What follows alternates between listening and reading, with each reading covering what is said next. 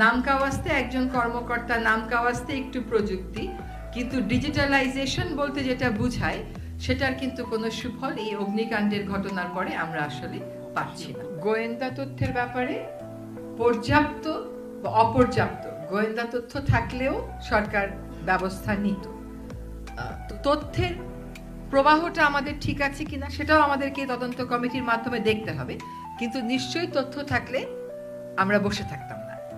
প্রথম কথা হচ্ছে, কাউকে এখানে ছাড় দেওয়া হচ্ছে না। কাউকে অপরাধী সাব্যস্ত করার আগে রাষ্ট্রীয় পর্যায়ে তার বিরুদ্ধে একটা তদন্ত তো করতে হয়। সেই তদন্তের কাজ করে অনেকের বিরুদ্ধেই ব্যবস্থা গ্রহণ করা হয়েছে, অনেককেই চাকরি থেকে সরানো হয়েছে, কাউকে কাউকে ওএসডি করা হয়েছে, কেউ কেউ এমনকি কারাগারেও গেছে।